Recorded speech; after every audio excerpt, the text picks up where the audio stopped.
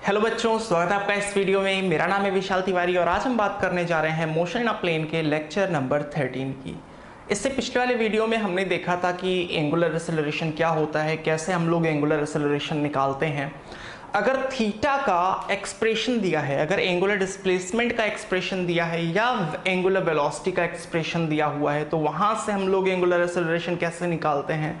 साथ ही साथ हमने ये भी सीखा था कि अगर एंगुलर एक्सेलरेशन का कोई एक्सप्रेशन दिया है तो वहां से एंगुलर वेलोसिटी और डिस्प्लेसमेंट या फिर पोजीशन कैसे निकालते हैं।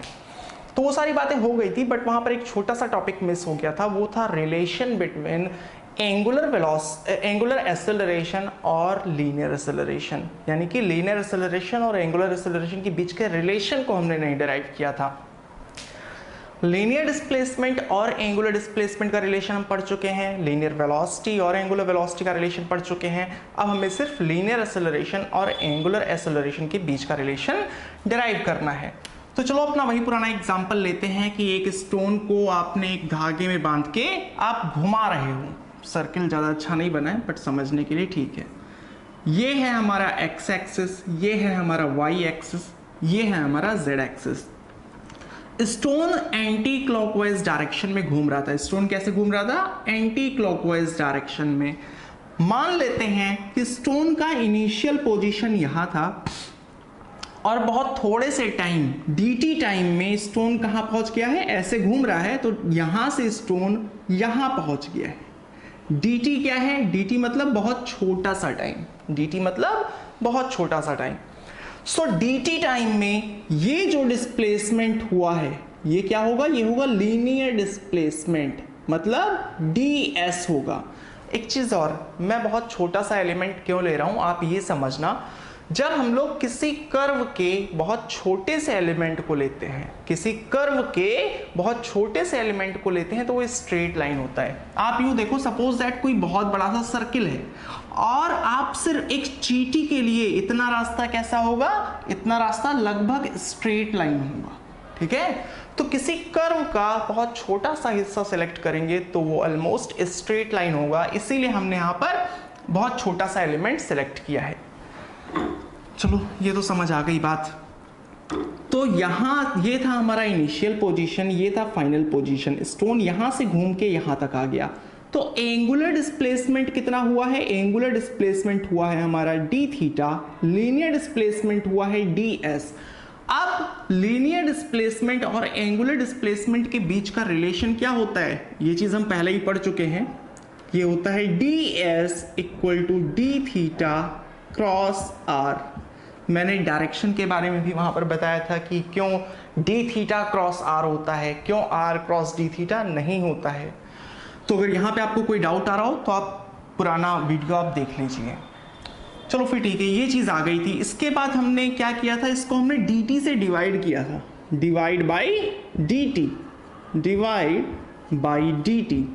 तो इस इक्वेशन को अगर हम लोग dt से डिवाइड कर देंगे तो क्या आएगा? ds by dt equal to d theta by dt cross r। r के नीचे भी dt मत लगाना। अगर प्लस का सिंबल यहां पर होता तो dt जरूर लगता, बट प्लस नहीं है, मल्टीप्लिकेशन में है। सो d थीटा क्रॉस r है तो d थीटा को हमने dt से डिवाइड कर दिया। अब ds बाई dt ये क्या होता है? ये होता है वेलोसिटी, लीनियर वेलोसिटी। भाई लीनियर डिस्प्लेसमेंट अपॉन टाइम ये क्या होगा? लीनियर वेलोसिटी होगी। एंगुलर डिस्प्लेसमेंट अपॉन टाइम ये क्या होता है? एंगुलर वेलोसिटी होगी, ओमेगा क्रॉस r। तो ये दोनों चीजें हम लोग पढ़ चुके हैं। ये first expression linear displacement angular displacement का, ये सेकंड एक्सप्रेशन लीनियर वेलोसिटी और एंगुलर वेलोसिटी की। अब थर्ड एक्सप्रेशन लाना है लीनियर एक्सेलरेशन और एंगुलर एक्सेलरेशन का। उसके लिए हम क्या करेंगे? हम इसको डिफरेंशिएट करेंगे टाइम के रिस्पेक्ट में। Differentiate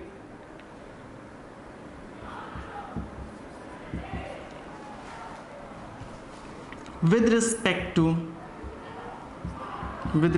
to t।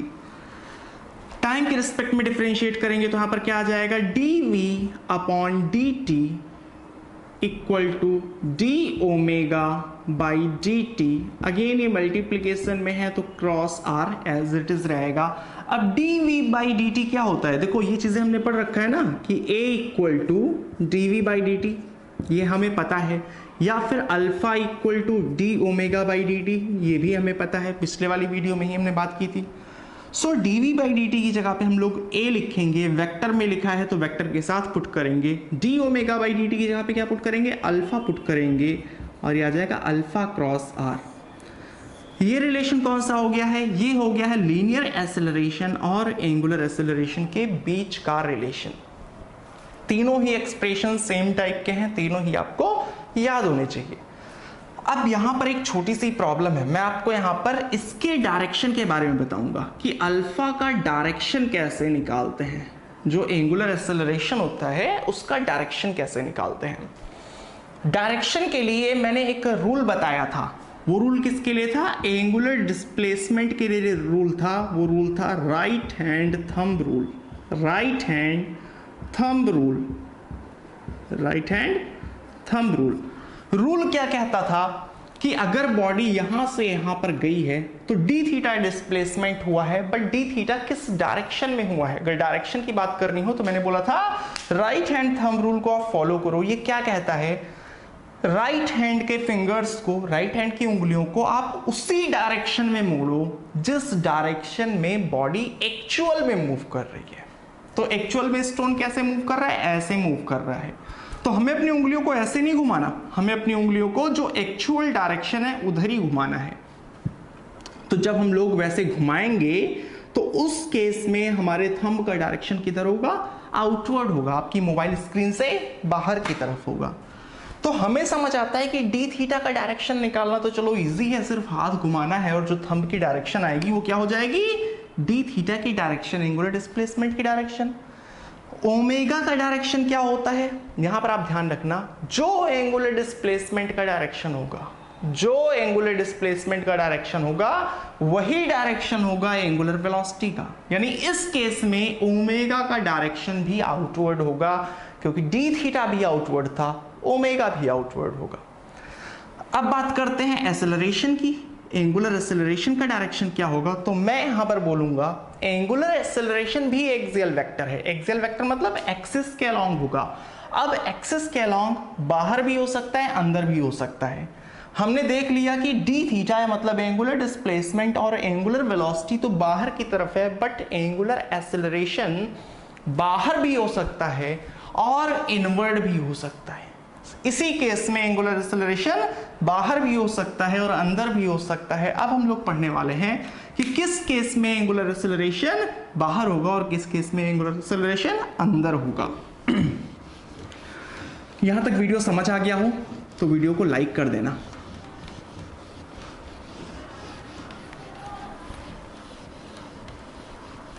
एक एग्जांपल से समझेंगे। दो फैन हैं और दोनों फैन की हमने एक एक ब्लेड को ले लिया है। एक ब्लेड ये है, दूसरा फैन है, इसकी ब्लेड यहां है। इनिशियल सिचुएशन को आप समझना, ये फैन रुका हुआ था, ये फैन रुका हुआ था, आपने स्विच को ऑन किया, ये फैन अपनी फुल स्पीड में घूम रहा था। ये फैन रुका हुआ था, ये फैन अपनी फुल स्पीड में घूम रहा था। दोनों में मोशन एंटी क्लॉकवाइज होगा। ये रुका हुआ था, ये अपनी फुल स्पीड में घूम रहा था। घूमते घूमते जैसे यहां पे पहुंचा है, हमने इसके स्विच को ऑन करा है और इसके स्विच को ऑफ करा है। इसके स्विच को ऑन करा है, इसके स्विच को ऑफ करा है। तो ऑन करने का मतलब क्या होगा, अब ये घूमने लगेगा, इसकी स्पीड बढ़ती जाएगी। जो एक्चुअल फैन होता है वैसे सोचना है। यहां पे क्या होगा, यहां पे ब्लेड पहुंची थी, हमने स्विच को ऑफ करा है, तो इसकी स्पीड घटती जाएगी और ये अल्टीमेटली जाके रुक जाएगा। ठीक है। सो यहां पर इसको हमने स्विच ऑन करा है तो ये इधर मूव करना शुरू किया। सपोज दैट कुछ टाइम में ब्लेड यहां पहुंच गई, कुछ टाइम में ब्लेड यहां पहुंच गई, थीटा एंगल। और मान लेते हैं यहां पर स्विच को हमने ऑफ किया है, ये तेजी से घूम रहा था, पर स्विच ऑफ करने के बाद भी एक्चुअल में मूव इधर ही तो करेगा ना, भले इसकी स्पीड घटती जाएगी और फाइनली रुक जाएगी, पर जब स्विच को ऑफ किया है तो भी वो जाएगा तो इधर ही। और सपोज दैट उतने ही टाइम में ये भी कितना एंगल मूव कर गया, थीटा एंगल मूव कर गया। अब समझते हैं, हमें एक चीज तो क्लियर है कि यहां पर स्पीड बढ़ती जा रही, यहां पे स्पीड घटती जा रही, ये चीज हमें क्लियर है।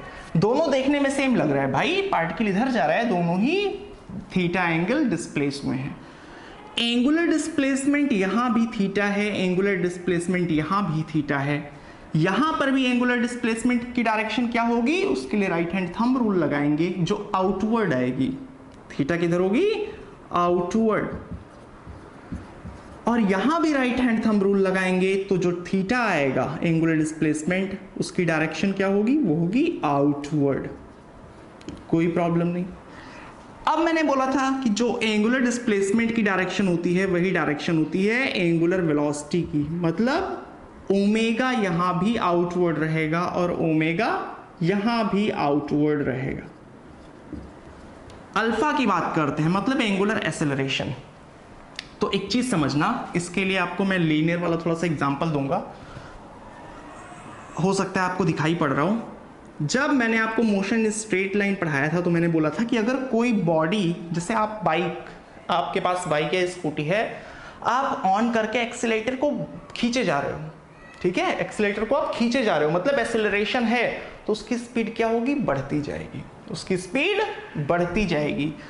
तो कहने का मतलब कोई बॉडी इधर मूव कर रही है और अगर इधर ही एक्सेलरेशन है, जिधर वेलोसिटी है अगर उधर ही एक्सेलरेशन है, तो इसकी स्पीड क्या होगी, बढ़ती जाएगी, इसकी स्पीड बढ़ती जाएगी।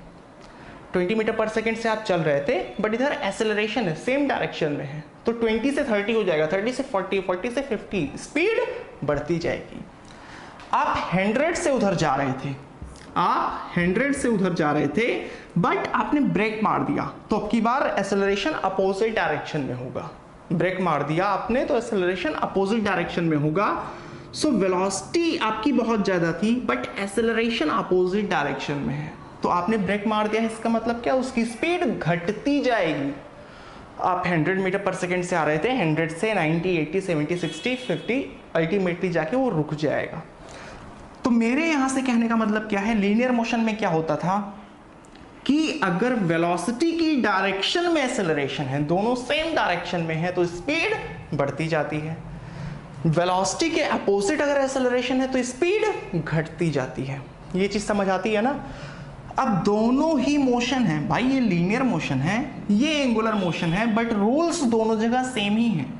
यहां पर भी वही रूल है कि अगर वेलोसिटी की डायरेक्शन में एक्सेलरेशन होगा, वेलोसिटी की डायरेक्शन में एक्सेलरेशन होगा तो स्पीड बढ़ती जाएगी, वेलोसिटी के अपोजिट एक्सेलरेशन होगा तो स्पीड घटती जाएगी।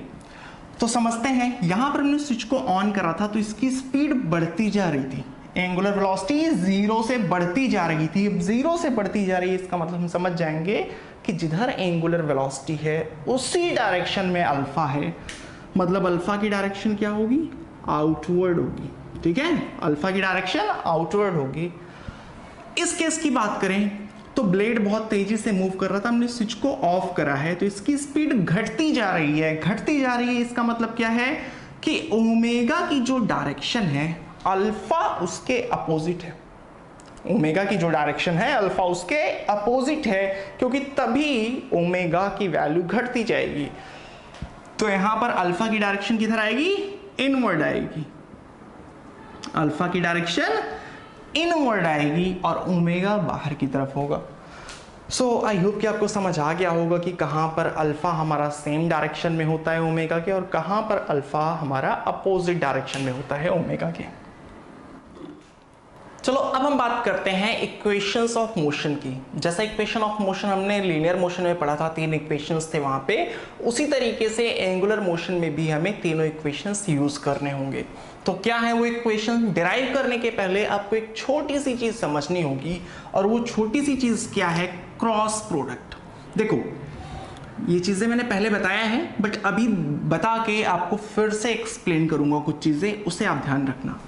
दो वेक्टर्स हैं ए बी, वेक्टर ए है ये और दूसरा वेक्टर है बी, ठीक है, इन दोनों के बीच का एंगल है थीटा। तो ए क्रॉस बी का फॉर्मूला क्या होता है, ए क्रॉस बी का जो फॉर्मूला होता है वो होता है A B sine theta, A B sine theta. अब देखो, अगर दो वेक्टर्स इस तरीके से हैं, वेक्टर ए और वेक्टर बी कितने एंगल पे है, वेक्टर बी अगर 90 डिग्री पे है तो उस केस पे क्या हो जाएगा, ए क्रॉस बी, ये क्या हो जाएगा, ए बी साइन थीटा।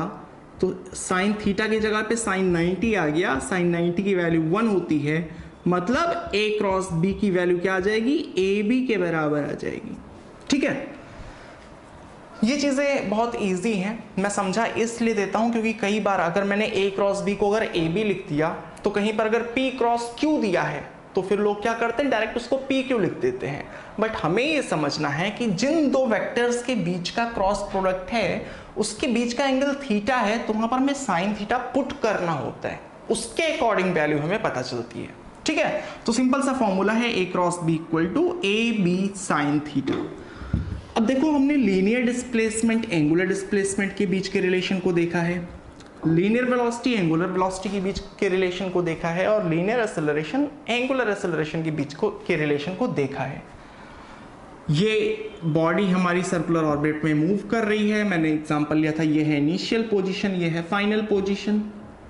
ये था हमारा डिस्प्लेसमेंट, लीनियर डिस्प्लेसमेंट, ये है एंगुलर डिस्प्लेसमेंट थीटा। अब की बार मैं डी एस और डी थीटा नहीं ले रहा, सिर्फ मैं एस और थीटा ले रहा।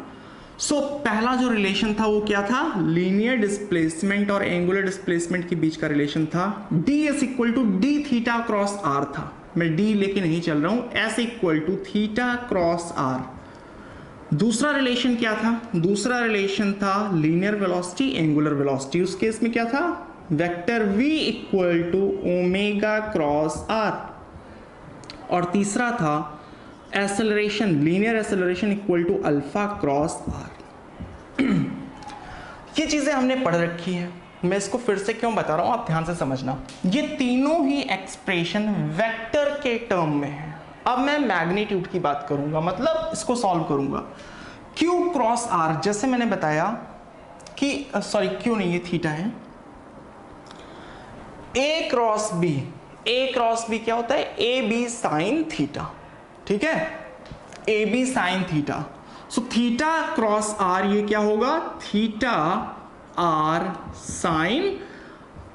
अब आप एक चीज समझना है, यहां पे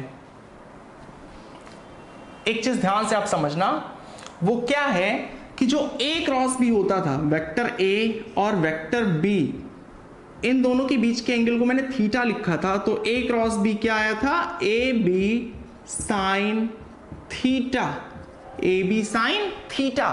थीटा कौन सा एंगल है, थीटा है वेक्टर ए और वेक्टर बी के बीच वाला एंगल। एक मिनट के लिए यहां पर थीटा दिया गया है, तो अगर मैं इसको फाई कर दूं तो ये क्या हो जाएगा, ए क्रॉस बी क्या होगा, ए बी साइन फाई। तो उस चीज को आप देखो, थीटा क्रॉस आर है, सो theta R sine phi, sine phi ये वाला एंगल कौन सा होगा, थीटा और आर के बीच में बनने वाला एंगल। ठीक है, अब थीटा क्या है, थीटा है एंगुलर डिस्प्लेसमेंट। थीटा की डायरेक्शन कौन सी होगी, आउटवर्ड होगी, थीटा की डायरेक्शन आउटवर्ड होगी। आर कौन सा है, आर ये वाला वेक्टर है, रेडियस वाला।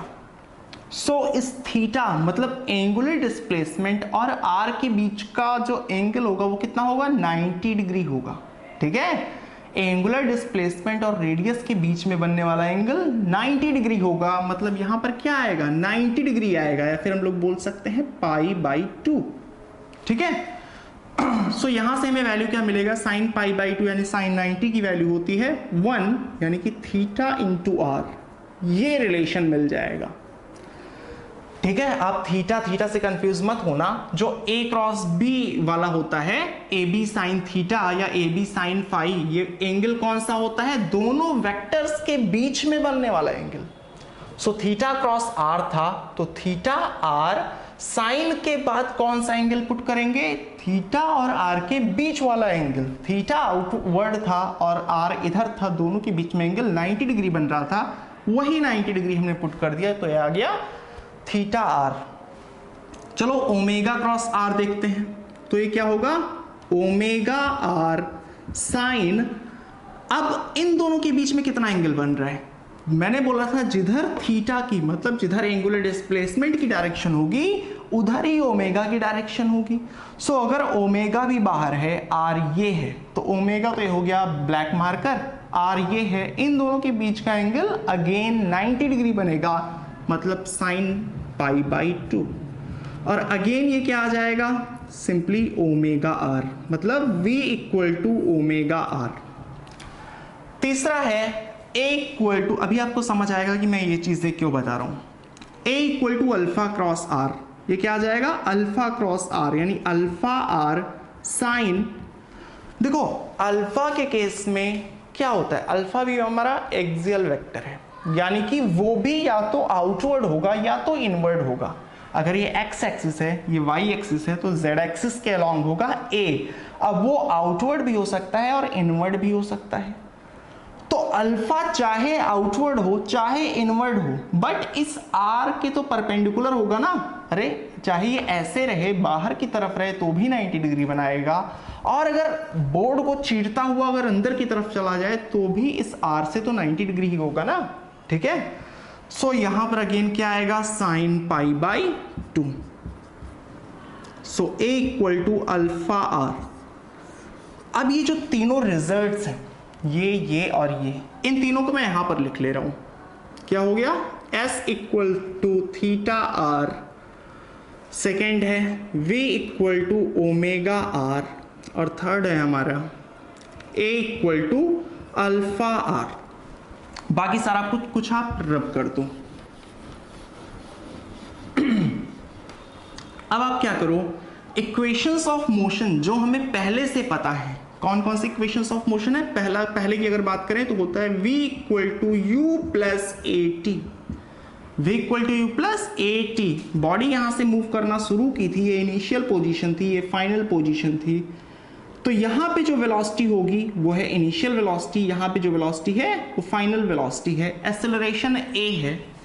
सो ये एक्सप्रेशन मिल गया, यहां से यहां तक के मोशन के लिए हमने ये लगा दिया। अब आप एक चीज गौर करो कि अगर इस इक्वेशन को हम लोग r से डिवाइड कर दें, किससे डिवाइड कर दें, डिवाइड बाई कैपिटल R, इस रेडियस से अगर डिवाइड कर दें तो क्या होगा, v by are equal to u by are equal to plus a by are into t. ठीक है, v भी r से डिवाइड हो गया, u भी r से डिवाइड हो गया, a भी r से डिवाइड हो गया। अब अच्छा एक चीज देखना, यहां पर इनिशियल वेलोसिटी u है, फाइनल वेलोसिटी v है। अब आप स्टोन को घुमा रहे हो तो यहां पर एंगुलर वेलोसिटी भी मान लो कुछ और है, यहां पर कुछ और है। तो जो इनिशियल एंगुलर वेलोसिटी है उसको मैंने ओमेगा नॉट से रिप्रेजेंट कर दिया, और जो फाइनल एंगुलर वेलोसिटी है उसको ओमेगा से रिप्रेजेंट कर दिया। तो इन दोनों के बीच में क्या रिलेशन होगा, इनिशियल वेलोसिटी और ओमेगा नॉट के बीच में अगर हम लोग रिलेशन देखें तो क्या होता है, velocity equal to omega into R होता है, velocity equal to omega into R, मतलब u equal to omega naught into R, और v equal to omega into R. अगर r को हम लोग डिवीजन में लेके आए, इस तरीके से r को हम लोग डिवीजन में लेकर आए तो फिर क्या हो जाएगा, और यहां पर भी r को अगर डिवीजन में लेकर आए तो a by are equal to alpha. इन तीनों को आप ध्यान से देखना, v बाई आर क्या हो जाएगा, ओमेगा हो जाएगा, equal to u by R क्या हो जाएगा, ओमेगा नॉट हो जाएगा, प्लस a बाई आर क्या हो जाएगा, अल्फा हो जाएगा t। बेसिकली ये है क्या, ये सेम टाइप की ही इक्वेशन है। ये final velocity equal to initial velocity plus acceleration into time, यही चीज पहले भी थी, ये थी लीनियर के लिए, ये किसके लिए थी, लीनियर के लिए थी। तो लीनियर के लिए क्या होता था, final velocity equal to initial velocity plus acceleration into time, v equal to you plus A t. Same चीज यहां पर है बट एंगुलर के टर्म में है। तो ये हो गया हमारा first equation of motion. Second की अगर बात करें तो सेकेंड इक्वेशन ऑफ मोशन क्या होता है, s equal to u t plus half a t square. इसको भी आप r से डिवाइड कर दो। तो चलो मैं डायरेक्ट अगर डिवाइड करूं तो क्या हो जाएगा, s अपॉन r। किसी भी इक्वेशन को हम लोग किसी एक कांस्टेंट टर्म से डिवाइड या मल्टीप्लाई कर सकते हैं, ठीक है, उसमें कोई वैल्यू चेंज नहीं होगी। So s upon r equal to u by are into t plus half a upon r t square. अब कोई ये मत बोलना कि मैंने टी को आर से क्यों नहीं डिवाइड किया, भाई दोनों मल्टीप्लिकेशन में है तो दोनों में से कोई एक ही तो डिवाइड होगा। So s upon r, s upon r क्या हो जाएगा, अगर मैं आर को यहाँ पर डिवीजन में लेके आऊं तो ये क्या जाएगा, थीटा, थीटा मतलब angular displacement equal to u upon r, u upon r है omega naught t plus half a upon r है अल्फा टी स्क्वायर। ये हो गया हमारा सेकेंड इक्वेशन ऑफ मोशन। यहां पर भी क्या है देखो, डिस्प्लेसमेंट था, displacement equal to initial velocity into time plus half acceleration into time square. ये लीनियर के लिए था, सेम चीज एंगुलर के लिए है। यहां भी डिस्प्लेसमेंट है, यहां भी linear velocity, sorry angular velocity, लेकिन इनिशियल ही है, initial angular velocity into time plus half acceleration, acceleration कौन सा, angular, angular acceleration into time square. Same चीजें हैं, बस ये लीनियर के टर्म में है और ये एंगुलर के टर्म में, ठीक है। तीसरा इक्वेशन ऑफ मोशन है, उसको भी मैं डिराइव कर दे रहा हूं। थर्ड इक्वेशन ऑफ मोशन क्या होता है, v square equal to u square plus 2as। अब इसको आप आर स्क्वायर से डिवाइड करो, मतलब v square upon R square equal to u square upon R square plus 2as upon R square. अब v square by R square को हम लोग क्या लिख सकते हैं, v बाई आर का स्क्वायर इक्वल टू, इसको क्या लिख सकते हैं, u अपॉन आर का स्क्वायर प्लस 2as को क्या लिख सकते हैं, अपॉन आर स्क्वायर, मतलब नीचे क्या है, 2 बार आर है तो एक आर यहां पे लिख दो आप और एक आर यहां पे लिख दो। v बाई आर को क्या लिख सकते हैं, v बाई आर था omega, so omega square equal to omega naught square plus 2 alpha theta, ठीक है। ये हो गया हमारा third equation of motion. Same चीजें हैं, सिर्फ रिप्रेजेंटेशन अलग अलग है, ठीक है, सिर्फ रिप्रेजेंटेशन अलग अलग है। तो ये तीनों इक्वेशन जो हैं आपको ध्यान रखने हैं। अब एक बार चलो साइड बाय साइड हम लोग कंपैरिजन करके देख लेते हैं। जो इक्वेशन ऑफ मोशन है लीनियर वाले, वो कौन कौन से हैं, वो है, पहला है v equal to you plus A t, second है s equal to u t plus half a t square, third है v square equal to u square plus 2as, ठीक है। अब देखो एक चीज और हम लोग देख लेते हैं, अगर जो लीनियर डिस्प्लेसमेंट होता है उसको s से रिप्रेजेंट करते हैं, एंगुलर में थीटा से रिप्रेजेंट करते हैं, या डेल्टा s डेल्टा थीटा से रिप्रेजेंट करते हैं। इनिशियल वेलोसिटी को u से रिप्रेजेंट किया जाता है, यहां पर ओमेगा नॉट से रिप्रेजेंट किया जाता है। फाइनल वेलोसिटी को v से और यहां पर ओमेगा से, एक्सेलरेशन को यहां पर a से और यहां पे अल्फा से।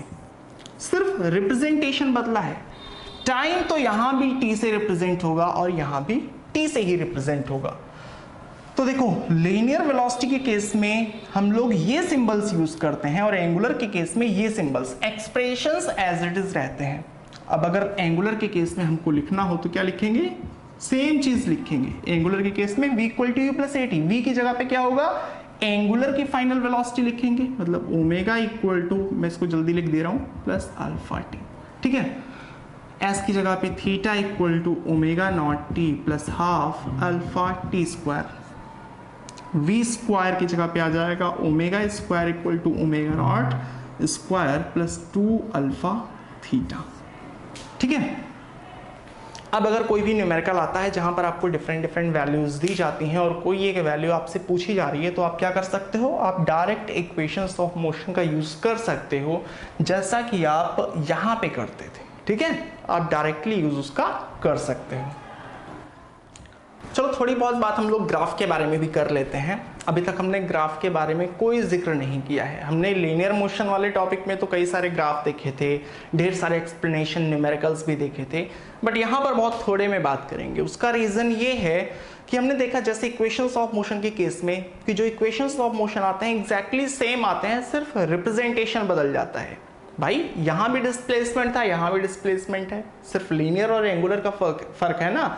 यहाँ भी वेलोसिटी थी, यहाँ भी वेलोसिटी, यहाँ भी एक्सेलरेशन, यहाँ भी एक्सेलरेशन, तो सारी चीजें एग्जैक्टली सेम आ रहे हैं, सारे एक्सप्रेशन सेम आ रहे हैं, सिर्फ रिप्रेजेंटेशन बदल जा रहा है। तो जो कॉन्सेप्ट है ग्राफ का वो भी सेम ही रहेगा, ठीक है। अब देखो लीनियर में हमने क्या पढ़ रखा था, 3 टाइप के ग्राफ की हमने बात करी थी। पहला था पोजीशन टाइम ग्राफ, दूसरा था वेलोसिटी टाइम ग्राफ, और तीसरा था एक्सेलरेशन टाइम ग्राफ, ठीक है। अब मैंने बोला था कि अगर कोई ग्राफ दिया है तो अगर इसका स्लोप निकालोगे, तो क्या मिलेगा, वेलोसिटी मिलेगा। और वेलोसिटी टाइम ग्राफ का अगर आप स्लोप निकालोगे तो क्या होगा, एक्सेलरेशन होगा। हम लोग देख भी सकते हैं स्लोप क्या होता है, डिफरेंशिएशन जिन लोगों ने पढ़ रखा है उन्हें पता है स्लोप क्या होता है, dy बाई डी एक्स होता था, अब इस केस में क्या हो जाएगा, dx बाई डी टी। तो dx बाई डी टी ये वेलोसिटी बताएगा, और यहां का स्लोप क्या होगा, dv by D t. So dv by D t equal to क्या होता है, एक्सेलरेशन। पोजीशन टाइम ग्राफ का जो स्लोप होगा वो वेलोसिटी के बारे में बताएगा, वेलोसिटी टाइम ग्राफ का जो स्लोप होगा वो एक्सेलरेशन के बारे में बताएगा। अब देखो एक्सेलरेशन टाइम ग्राफ का जो एरिया होगा, इसका एरिया होगा, एक्सेलरेशन टाइम ग्राफ का एरिया, वो क्या बताएगा, वो चेंज इन वेलोसिटी के बारे में बताता है। एक्सेलरेशन टाइम ग्राफ का जो एरिया होता है, सपोज दैट ये जो एरिया है ये किसके बारे में बताता है, चेंज इन वेलोसिटी के बारे में बताता है। वेलोसिटी टाइम ग्राफ का जो एरिया होता है, वेलोसिटी टाइम ग्राफ का जो एरिया होता है वो किसके बारे में बताता है, वो डिस्प्लेसमेंट के बारे में बताता है, मतलब s के बारे में। अब ऐसे क्या बोल सकते हैं, डेल्टा x के बारे में बताता है। डेल्टा x मतलब क्या हो गया, change in position. Delta x मतलब final x minus initial x, मतलब क्या हो गया, डिस्प्लेसमेंट। सो अब ध्यान से समझना, पोजीशन टाइम ग्राफ का जो स्लोप होगा वो वेलोसिटी को बताएगा, वेलोसिटी टाइम ग्राफ का जो स्लोप होगा वो एक्सेलरेशन को बताएगा। एक्सेलरेशन टाइम ग्राफ का जो एरिया होगा, एक्सेलरेशन टाइम ग्राफ का जो एरिया होगा वो वेलोसिटी नहीं, वो चेंज इन वेलोसिटी बताएगा, वो चेंज इन वेलोसिटी, वेलोसिटी कितनी चेंज हुई है। वेलोसिटी टाइम ग्राफ का जो एरिया होगा वो पोजीशन नहीं, वो चेंज इन पोजीशन मतलब डिस्प्लेसमेंट को बताएगा, ठीक है। तो ये चीजें आप ध्यान रखना। सेम केस को अगर हम लोग एंगुलर के बारे में बात करें तो यहां पर भी 3 टाइप के ग्राफ होंगे। पहला होगा थीटा टी, थीटा क्या है, एंगुलर पोजीशन, मतलब किसी टाइम पे कितना एंगल बन रहा है। दूसरा ग्राफ होगा ओमेगा टी, मतलब एंगुलर वेलोसिटी और टाइम के बीच का ग्राफ। और तीसरा होगा हमारा अल्फा टी, एंगुलर एक्सेलरेशन और टाइम के बीच का ग्राफ। अब देखो हमने क्या क्या पढ़ रखा है, हमने पढ़ रखा है omega t equal to delta theta by d theta by D t, omega equal to D theta by D t. D theta by D t क्या होता है, d theta by D t slope ही होता है। जिन लोगों ने differentiation पढ़ रखा है उन्हें पता है d theta by D t क्या होता है, स्लोप ही होता है। और D theta by D t omega होता है, यानी हमें पता है स्लोप क्या होगा, थीटा और टाइम ग्राफ का जो स्लोप होगा वो क्या होगा, एंगुलर वेलोसिटी होगी। ठीक इसी तरीके से हमने देखा था कि alpha equal to D omega by D t होता है। सो अगर एंगुलर वेलोसिटी और टाइम का कोई ग्राफ है, सो इसका जो स्लोप होगा, इसका जो ढलान होगा वो D omega by D T होगा। और वो किसको रिप्रेजेंट करता है, वो अल्फा को रिप्रेजेंट करता है, ठीक है। कहने का मतलब अगर यहां कहीं किसी पॉइंट पे अगर स्लोप 0 है, suppose that t equal to 4 second पे स्लोप 0 है, तो इसका मतलब क्या बोल सकते हैं, स्लोप एक्सेलरेशन को बता रहा है। मतलब चौथे सेकंड पे एक्सेलरेशन कितना है, एंगुलर एक्सेलरेशन 0 है। तो जो यहां पे स्लोप की वैल्यू होगी वो एक्सेलरेशन की वैल्यू होगी। अब देखो अभी तक सेम दिख रहा है ना।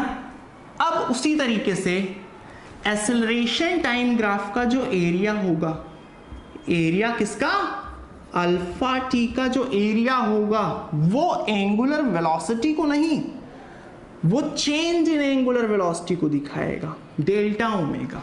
जैसे एक्सेलरेशन टाइम ग्राफ का एरिया डेल्टा वी दिखाता था, ठीक उसी तरीके से अल्फा टाइम ग्राफ का जो एरिया होगा वो डेल्टा ओमेगा को रिप्रेजेंट करेगा।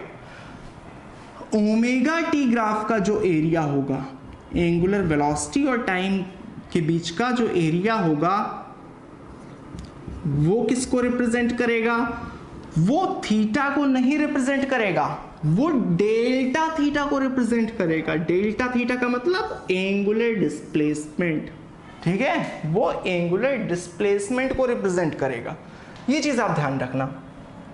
चलो एक छोटे से एग्जांपल को भी बता देता हूं। सपोज दैट ये ओमेगा है, ये टी है, कोई ग्राफ इस तरीके से दिया है, ठीक है। अब ओमेगा की वैल्यू किस में है, ओमेगा की वैल्यू रेडियन पर सेकेंड में है, टाइम किस में है, टाइम सेकेंड में है। अब ये वाली वैल्यू है 10 और ये है 2 सेकेंड,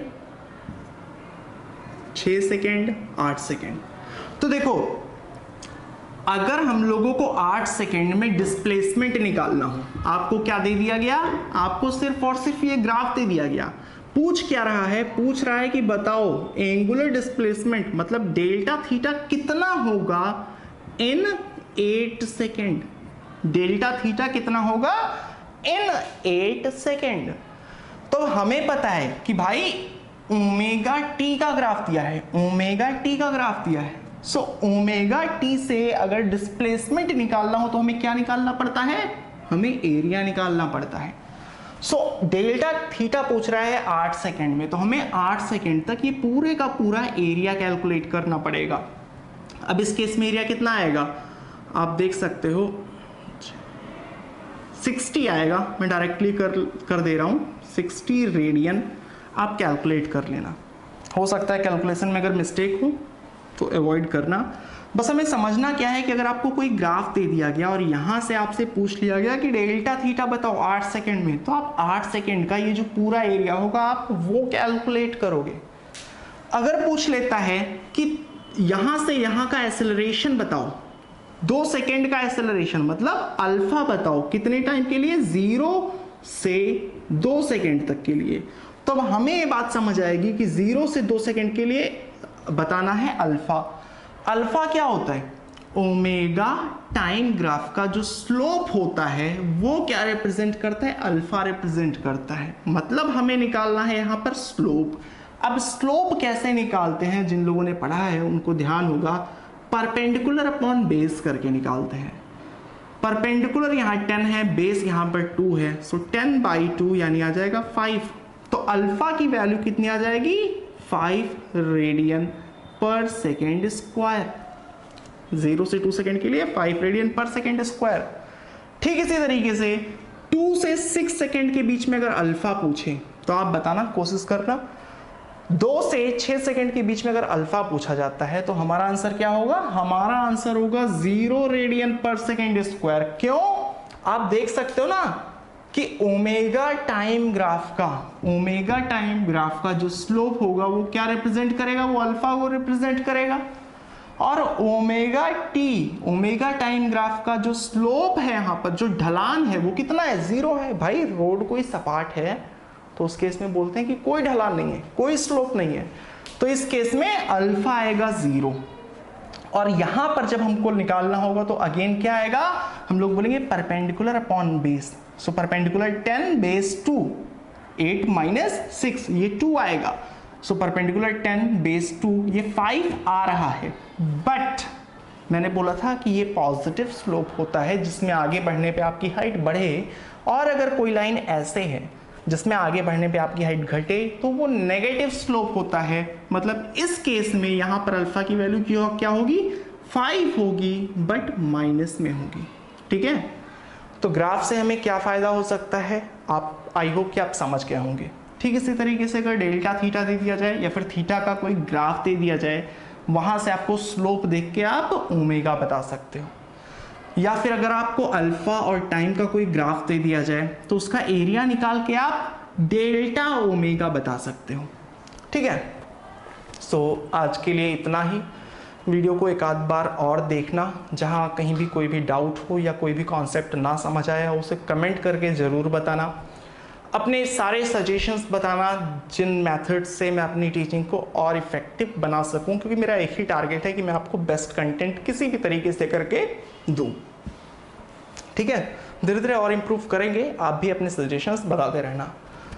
अब अगले वीडियो में हम बात करेंगे सेंट्रीपिटल एक्सेलरेशन की और सेंट्रीपिटल फोर्स की, फिर बात आ जाएगी रिलेटिव मोशन और चैप्टर हमारा कंप्लीट हो जाएगा। आज के लिए बस इतना ही।